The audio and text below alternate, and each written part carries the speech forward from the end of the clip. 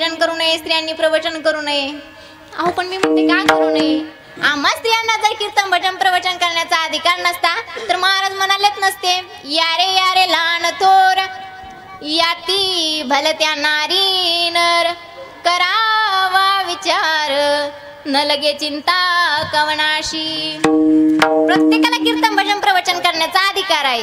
मग ते लहानांपासून थोरांपर्यंत ते स्त्रियांपासून पुरुषांपर्यंत प्रत्येकाला कीर्तन भजन प्रवचन करण्याचा अधिकार आहे.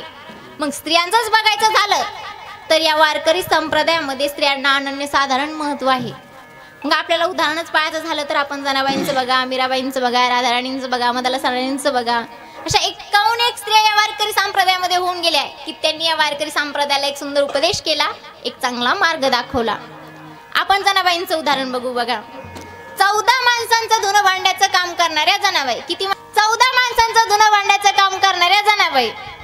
पण अधिकारी एवढा मोठा होता की प्रत्यक्ष पांडुरंग परमात्म्याला ते शिव्या द्यायच्या. काय शिव्या द्यायच्या? अरे विठ्ठा, अरे विठ्ठा, गुळमायेच्या तारका, तारका, गुळमायेच्या तारका. अरे विठ्ठा, अरे विठ्ठा, अरे विठ्ठा, अरे विठ्ठा, गुळमायेच्या तारका, गुळमायेच्या तारका.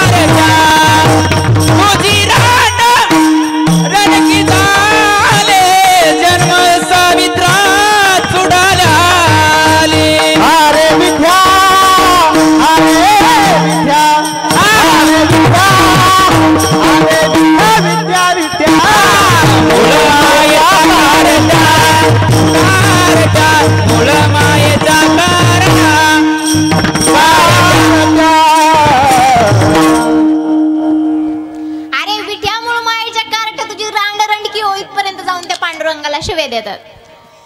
आपण देऊ शकतो का हो? साहजिक आहे. बघा, आपल्या जर दारी दळण वाळू घातलं असलं आणि एखाद्या शेजारच्या बारक्या पोरांनी येऊन जर दळण सांडलं तर तुम्ही त्याला ओरडू शकतात का? ओरडलं तर त्याची माय कंबर बांधून येते का नाही आपल्याकडे? लहान लेकरू, त्याला काय कळते? तुला कळत नाही का? मग तू दळण व्यवस्थित वाळू घालायचं का नाही? तू गेट लावून घ्यायचं का नाही? तू बाज लावायची का नाही? किती पुढचं सांगतात ते आपल्याला? सांगतात की नाही? पण ज्या आरती जनाबाई पांडुरंग परमात्म्याला शिवाय देतात त्या आरती त्यांचा अधिकार आहे. कुणावरती? माझ्यावरती, पांडुरंग परमात्म्यावरती. ज्या आरती जनाबाई पांडुरंग परमात्म्याला शिवाय देतात त्या आरती त्यांचा अधिकार पांडुरंग परमात्म्यावरती आहे, त्यामुळे ते शिवाय देत आहेत.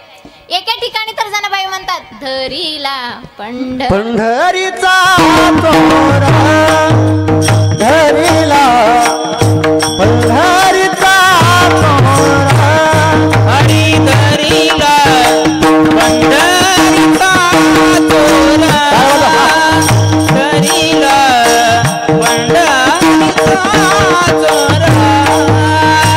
हे गळा बांधूया दोर, गळा बांधूया दोर, गळा बांधूया दोर, धरीला पंढरीचा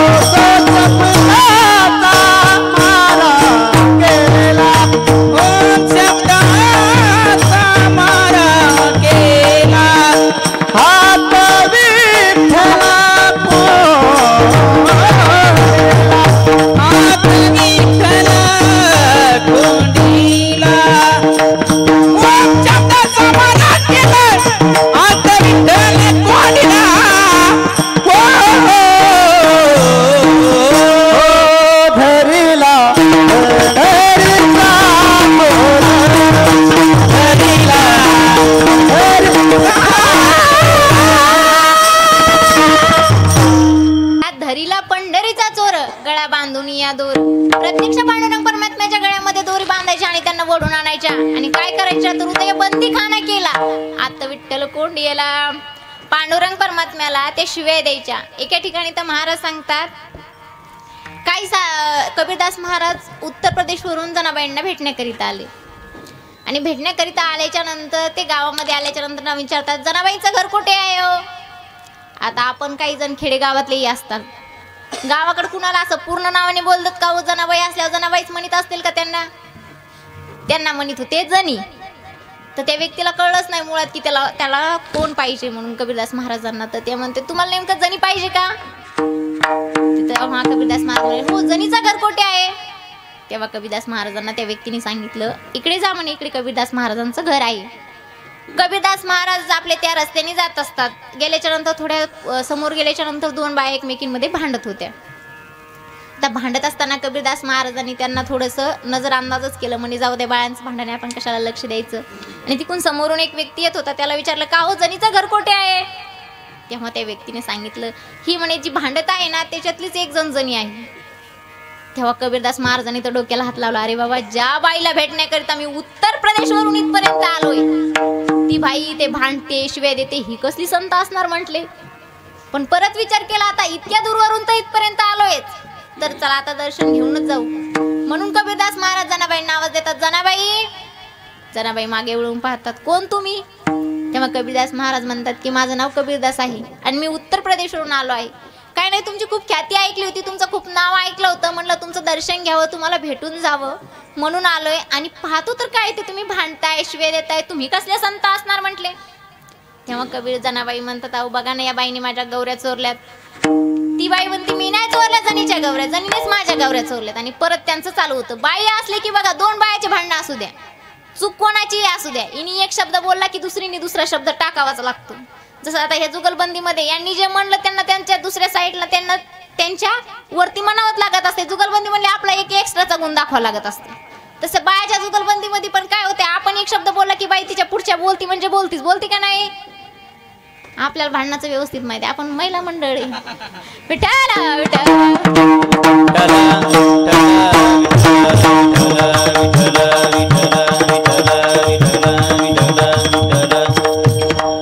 त्यांचा परत वादविवाद चालू होतो. आणि कबीरदास महाराज परत म्हणतात जनाबाई मी येतो हा. तेव्हा जनाबाई म्हणतात अहो आता आलात तर कमीत कमी आमचं भांडण तरी सोडून जा. तेव्हा कबीरदास महाराज म्हणतात अहो तुमच्या महिलांची भांडणाने मी कसे सोडवणार, त्यात मला तुमच्या भांडणाचा विषयही माहिती नाही. तेव्हा जनाबाई म्हणतात अहो सोडू शकतात तुम्ही. कबीरदास महाराज म्हणतात ते कसं काय. तेव्हा जनाबाई त्यांना सांगतात इथे खाली ज्या गौऱ्या पडलेल्या आहेत ना त्याच्यातली एक एक गौरी उचलायची. ज्या गौरीतून विठ्ठल विठ्ठल असा आवाज येईल ती गौरी माझी आणि ज्या गौरीतून विठ्ठल विठ्ठल असा आवाज येणार नाही ती गौरी या बाईची. कबीरदास महाराजांना सुरुवातीला आश्चर्य वाटलं गौरीतून कुठे विठ्ठल विठ्ठल आवाज येत असतो का, आपल्या गौरीतून येतो का, मग तिच्या गौरीतून आला असेल का, कसं काय. जनाबाईंच्या कबीरदास महाराज विचार करतात बाबा गौऱ्यातून कुठे आवाज येतो का. पण परत विचार करतात जर आपण गौरी कानाला लावल्यानंतर यांचं भांडण सुटत असेल तर काय हरकत आहे. म्हणून कबीरदास महाराज खाली बसतात आणि त्याच्यातली एक गौरी उचलतात आणि कानाला लावतात. तर विठ्ठल विठ्ठल जनाबाईच्या गौऱ्या बोलू लागल्या. विठ्ठल विठ्ठल जनाबाईच्या गौऱ्या बोलू लागल्या.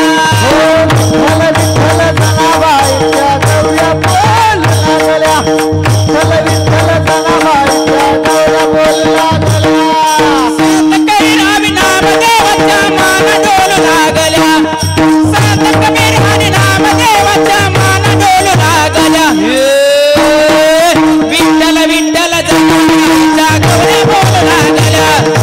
विठ्ठल विठ्ठल जनाबाईच्या गौऱ्या बोलू लागल्या.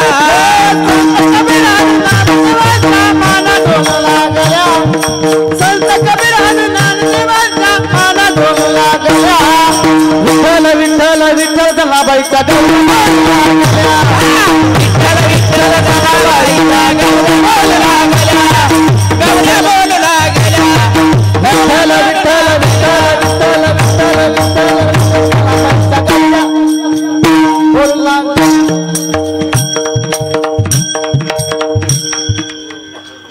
अजून एक प्रसंग सांगतात की जेव्हा